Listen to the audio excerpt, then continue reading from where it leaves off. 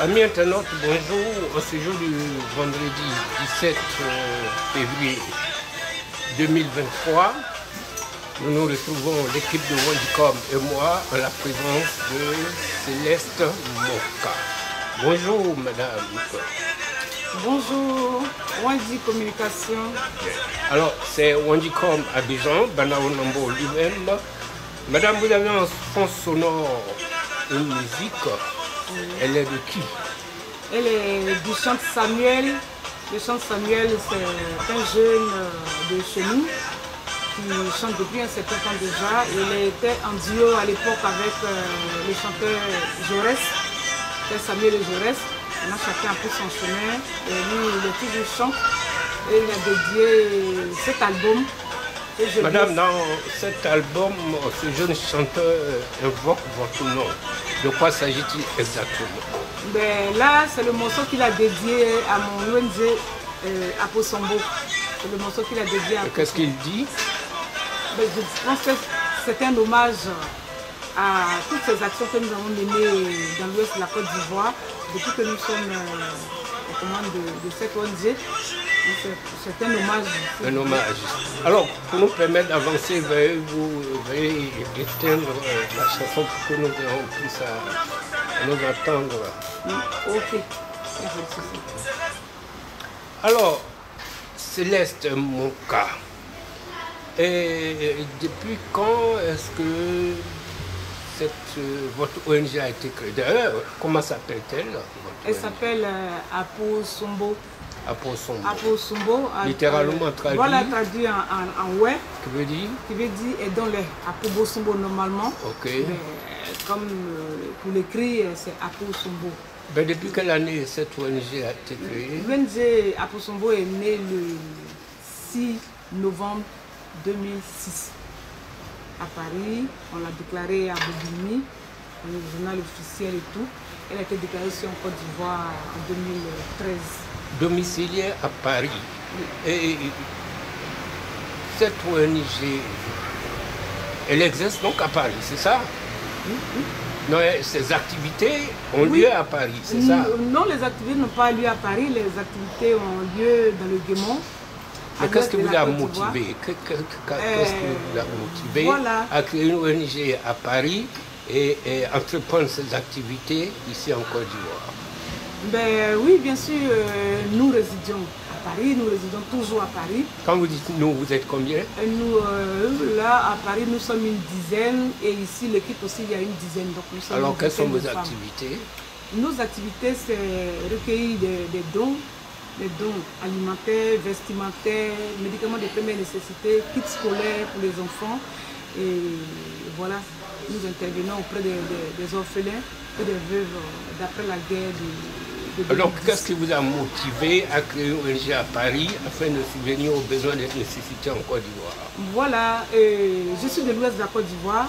La plupart des femmes qui sont avec moi aussi, mais nous ne sommes pas toutes de l'ouest. On a une soeur qui est de la Nébie, on a une autre qui est d'ailleurs. Donc, nous sommes originaires de l'ouest de la Côte d'Ivoire.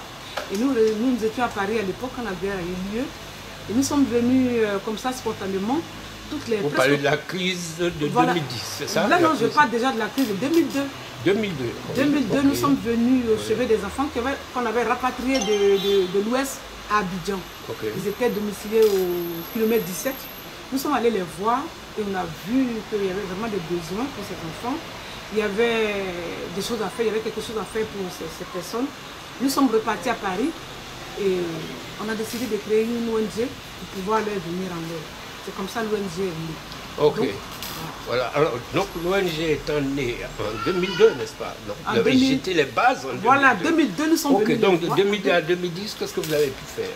Ouh là là, nos activités, nous avons vraiment plein d'activités que nous avons fait depuis 2010. Nous sommes venus une fois, on vient chaque année déjà pour faire l'arbre de Noël avec les enfants. On vient de faire une journée de la veuve et de l'orphelin à Tokwe. On l'a fait encore l'année dernière. Et chaque décembre, nous sommes là pour les enfants. Et pendant la fête de mai, nous sommes là pour les veuves. On est apportant des vêtements, des pagnes. Nous sommes maintenant à la phase de les mettre au travail. C'est bien de les donner chaque fois, mais nous sommes à la phase maintenant de les mettre au Alors donc, vous voulez dire que depuis 2002 jusqu'à ce jour, vous n'avez que donné, c'est ça? On a fait vous avez donné, et tout ça vous avez illustré en photo? En photo, en vidéo, on les a, je les ai, j'ai plein d'illustrations. Donc vous êtes, ça fait environ combien d'années? 10 ans. Ça fait 10 ans aujourd'hui. 10 ans, parce que vous avez commencé en 2002. Donc, 2002, là, c'était toutes les femmes de toutes les ethnies de Paris qui étaient venues. Oui. Mais nous, à Posombo, nous, on a commencé en 2006. 2006, on devait venir en 2009 quand la crise de 2010 a éclaté. Donc, après 2010, maintenant, on a été régulier jusqu'à aujourd'hui. Okay. Donc, vous avez été régulier jusqu'à aujourd'hui. Jusqu'à aujourd'hui. Ok, alors Céleste, vous êtes arrivé de Paris sur Abidjan récemment. Oui. C'est depuis quand? Je suis arrivé le jeudi dernier, je suis arrivé le 10. Le 10, vous êtes arrivé ici. À Abidjan, oui. Et pourquoi? Mais là, je suis là pour les activités d'ONG. Je pars à Diokwe parce que j'ai des partenaires qui doivent venir des États-Unis. Comme je vous ai dit, nous sommes à la phase de faire travailler les femmes. Donc, alors, quand vous parlez de faire travailler les femmes, exactement, il s'agit de quoi? Ben, il s'agit de les mettre ensemble en coopérative pour qu'elles travaillent la thèse. Elles-mêmes nous ont demandé qu'elles veulent faire du riz, elles veulent faire du manioc, elles veulent faire de la pisciculture. Donc il faut les aider. Et donc le partenaire qui arrive, c'est pour nous donner les moyens d'avoir la sémence. Et puis mais à partir de quand exactement vous avez nourri l'idée de maintenant mettre au travail que de tendre la main, ce que vous êtes. Voilà, ça fait 3 ans, vraiment 3 ans que nous nourrissons cette idée. Après, je suis venue il y a 3 ans. Mais pourquoi? Parce que vous n'avez plus les moyens de le faire? Non, c'est pas qu'on on a toujours les moyens, parce que les gens nous viennent en aide. On nous donne chaque fois, comme on nous connaît maintenant, parce que ça fait 10 ans. Donc les gens nous viennent en aide, on nous donne des vêtements pour les mamans, pour les enfants, pour les mamans, des jouets, on nous donne toujours des choses. Mais nous, on se dit, il vaut mieux apprendre à pêcher que de donner toujours du poisson. Et elles-mêmes, le voyant, elles ont dit, on a la terre, on peut travailler, on n'a plus nos maris, nos grands-enfants en âge de travailler, mais nous-mêmes, on peut faire ce qu'on peut faire à notre niveau, c'est-à-dire le maraîcher. On peut le faire. Dites, Céleste, vous avez parlé des coopérants ou des assistants qui viennent, des partenaires qui viennent des États-Unis. De qui s'agit-il? C'est une ONG. C'est une ONG qui est dirigée par un pasteur. Une ONG américaine ou ivoiro-américaine? Ivoiro-américaine, parce qu'ils sont tous des Ivoiriens et ils résident là-bas, qui nous ont contactés par le biais d'une amie à moi qui est aux États-Unis depuis longtemps, à qui, spirituellement, Dieu a parlé et leur a demandé d'aller faire des choses à l'ouest de la Côte d'Ivoire. Donc, je suis rentrée en contact avec eux il y a 1 an. Ils étaient à la journée de la veuve et de l'orphelin l'année dernière, ils ont fait des dons. Et maintenant, ce que Dieu leur a mis à cœur de faire, ils vont aller maintenant le concrétiser à Diokwe. Ok, alors dans quel domaine par exemple cette aide va se porter? Ils ont eu, l'idée qui leur a été mise en tête, c'est de construire un orphelinat. C'est bien de faire un orphelinat. Mais moi, les enfants que j'ai aujourd'hui, c'est des enfants que j'ai depuis 2010, comme je disais. Expliquez un peu à ceux qui vont regarder cette vidéo, quelle était votre pratique sur le terrain? Comment est-ce que vous distribuez ces dons-là? Voilà, c'est très difficile pour nous de distribuer nos dons. Donc on est obligé, chaque fois qu'on arrive, d'organiser une fête sur la place publique par exemple. Et puis de Diokwe, on opère toujours à Diokwe. Les enfants sont venus de tout l'ouest de la Côte d'Ivoire, mais ils se sont retrouvés, ils sont à Diokwe. Et quand vous parlez de tout l'ouest, il s'agit d'où exactement? Ils viennent d'où? Les enfants que j'ai actuellement. Du Guémon ou du Kavali? Guémon et Kavali, du Tonkwi aussi, tout ça? Du Tonkwi, on a quelques enfants du Tonkwi. On a des petits Yacouba du Tonkwi qui sont parmi les enfants. Parce que c'est des personnes que la guerre a trouvées à Dieu. Alors, ces aides-là, vous arrivez de Paris avec? Oui, la plupart du temps, on vient de Paris avec. Mais comment vous les voilà tous nos problèmes, voilà pourquoi nous courons après les médias, pourquoi on nous aide. Parce que chaque fois que nous venons, nous sommes obligés de dédouaner. Une fois, on a eu la chance de ne pas dédouaner, mais chaque fois nous sommes obligés de payer. Oui, mais votre ONG a un récépissé d'ici, n'est-ce pas? Oui, on a un récépissé, alors, donc, mais il n'y a pas... Vous ne savez pas, mais il y a quand même une procédure, vous ne l'entendez pas? Je vous dis, monsieur Wandji, je suis monté au ministère de la diaspora. Ils n'ont pas encore mis en place un couloir, comme ils le disent. Vous êtes parti à la douane, vous êtes parti à la direction de la douane. J'ai été voir le ministre, m'a reçu. Oui. Et il a dit, bon, ça va être mis en place, le couloir humanitaire. Parce qu'il dit, quel ministre vous êtes allé voir exactement? Moi, je ne me rappelle pas de son nom, c'était en 2015. Mais de quel département, je vais dire? Ministère de la diaspora, oui. Non, oui, parce que moi, j'aurais appris qu'au niveau de la douane, il y a une exception pour les ONG humanitaires. Moi, je ne connais pas. Non, mais vous n'êtes pas allé à la direction de la douane. C'est le ministère qui me donne l'ordre peut-être d'aller à la douane. Donc moi je suis allé parce que le ministère lui appelle le service concerné. Peut-être que vous êtes trompé de procédure. On va passer là-dessus. Alors quand vous dédouanez ces marchandises-là, enfin, c'est pas des marchandises. C'est pas des marchandises, excusez. Quand vous dédouanez un peu ces dons-là que vous prenez de part et d'autre, à l'avantage de ceux qui en ont besoin, et vous les acheminez à Djokwe, c'est ça? On les achemine à Djokwe par car. Oui. Et je me rappelle, je vais vous raconter une anecdote. La dernière fois qu'on partait, ils ont intercepté le cas à Yamsokro. Oui. Il dit, vous allez où avec tout ça? On a dit, l'année dernière, on est venu. Dieu merci, la Croix-Rouge nous a accompagnés. Elle a acheminé tous ces dons à Djokwe. Mais cette année, nous sommes venus, on n'a pas pu avoir... Pourquoi vous n'êtes pas passé par la Croix-Rouge? On est passé là, on a été à la Croix-Rouge. J'étais avec le responsable d'ici. Elle nous a dit qu'on est arrivé un peu tard. C'est-à-dire depuis là-bas, il fallait que je prévienne la dame qui est responsable. Maintenant, celle qui était là, moi qui m'a aidé il y a 1 an, il y a 2 ans, il n'est plus là. Ça a changé. Donc elle a dit qu'il fallait qu'elle se mette en rapport avec Croix-Rouge Djokwe. Il fallait, toi, j'ai les documents. Avant, il y avait une procédure.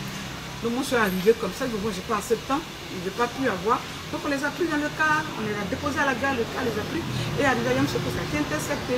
Et Dieu merci, on a expliqué avec les documents qu'on avait. Ils nous ont laissé passer. À Daloa aussi.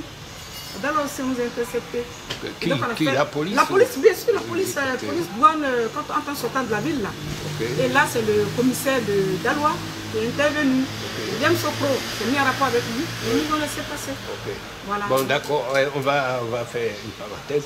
Et donc, et vos partenaires qui arrivent, que vont-ils faire exactement? Mais comme je vous ai dit, ils viennent faire ce que Dieu leur a mis à faire. C'est un prêtre, le responsable de l'ONG, qui est le pasteur, qui a rêvé, à qui Dieu a dit, il faut que tu ailles construire un orphelinat à l'ouest. Donc ils viennent pour l'orphelinat. Mais jusqu'à ce jour, quelles étaient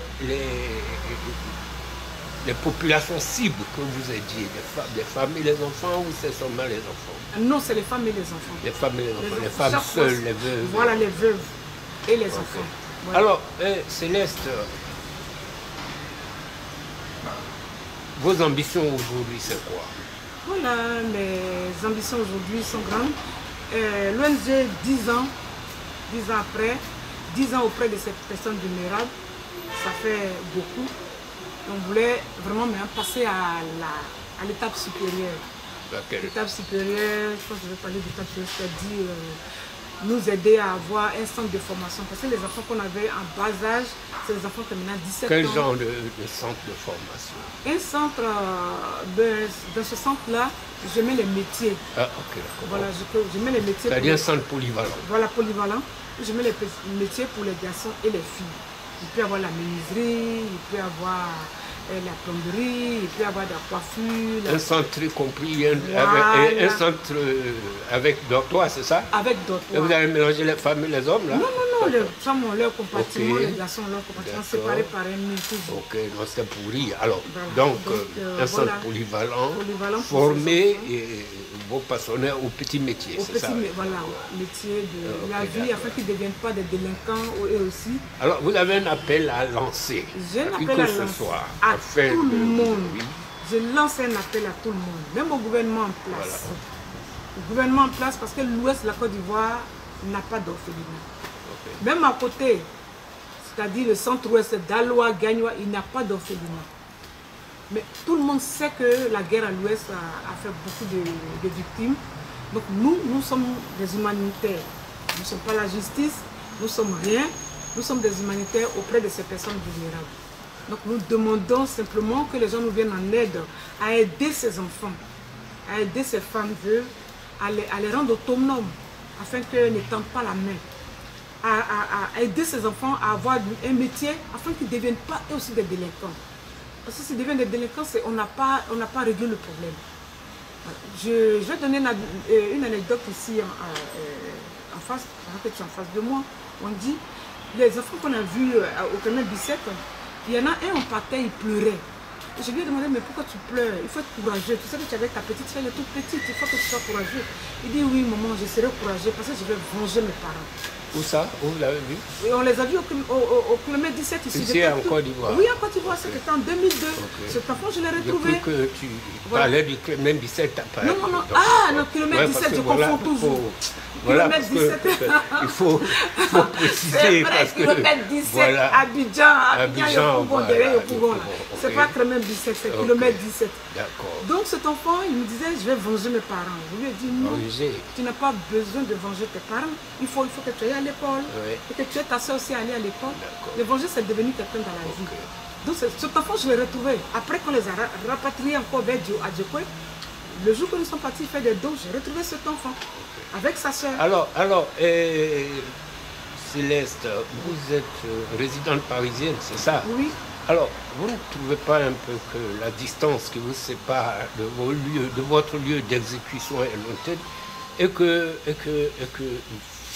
faille songer à quand même revenir s'installer au pays pour avoir plus de visibilité et plus entreprenante? Ben, si j'ai réfléchi, oui. Ça va venir et on ne saute pas les étapes, on va pas à pas. C'est pour ça que j'ai une équipe très dynamique sur le terrain. Oui. Qui, bientôt, il y aura même un siège à Djokwe. Pourquoi pas, on va délocaliser même le siège du sera à Djokwe. Parce que l'équipe de Djokwe est vraiment dynamique. Et moi, je suis en train de venir tout doucement, doucement. C'est pour ça que je suis constamment là. Oui. Même dans mon église, on m'appelle maman. Maman a 3 avions. Okay. Parce que chaque fois qu'il y a une activité, il y a quelque chose à faire, je saute dans un avion. Oui, c'est vrai, c'est pas facile. J'y pense, je reviendrai. Banao Nambo, je rappelle que nous ne sommes pas dans un studio, nous sommes à mon domicile. Donc vous constaterez quelques imperfections dans le fond sonore. Mais c'est déjà très intéressant d'échanger avec Céleste. Céleste, quel est votre dernier mot? Ben, merci d'abord et merci Wandi Communication. Et moi j'appelle affectueusement le dinosaure de la com.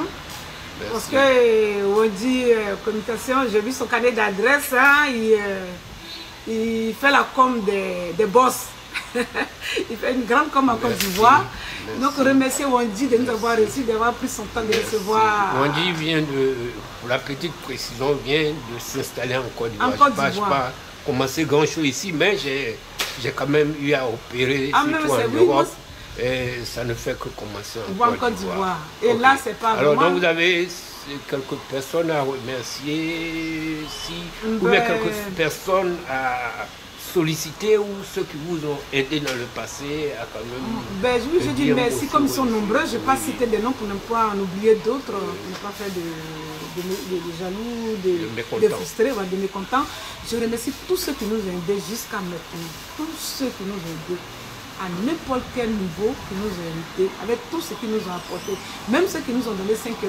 Même la dernière fois, je devais venir mon église, ils ont cotisé 10 € parce qu'ils connaissent mon ONG pour dire tiens, ça peut payer. Le nom de l'église?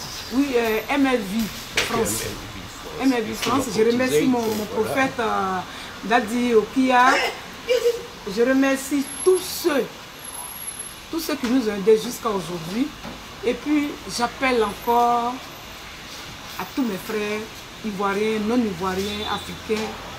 Je demande que vous nous aidiez parce que nous avons des enfants en charge. Je voulais même présenter une petite fille, une orpheline, je l'ai ici en photo, je vais présenter bientôt, qui travaille bien à l'école mais qui a besoin d'un parrain ou une marraine pour l'aider pour ses études. Elle est orpheline de père et de mère, mais très brillante à l'école. Elle a besoin de soutien. Ils sont nombreux comme ça. Je remercie aussi le conseil régional qui nous a aidé l'année dernière à avoir conseil régional du Guémont. Toujours préciser. Du Guémont. Oui. Nous a aidé il y a 2 ans, qui a pris des enfants en charge. Je l'ai dit, on a encore d'autres enfants qu'on veut qu'ils prennent en charge. Et j'appelle tous les cadres de l'Ouest de Côte d'Ivoire. J'appelle même le gouvernement en place, je l'appelle, à nous aider, à nous occuper de ces enfants, à nous aider à réaliser leurs rêves. C'est-à-dire un centre de formation afin qu'ils apprennent un métier, qu'ils s'insèrent dans la vie active, qui ne deviennent pas délinquants. Moi j'appelle tout le monde. Je remercie tout le monde. Le dernier mot revient à la marraine de mes orphelins. Elle est à l'ambassade de Côte d'Ivoire. Elle est tellement discrète, elle n'aime pas qu'on dise son nom, mais elle se reconnaîtra. Merci maman, merci pour tout ce que tu fais pour les enfants. Benoît Nombo, depuis la Riviera Palmeraie Abidjan pour Wandicom, c'était avec Céleste Moka. Merci.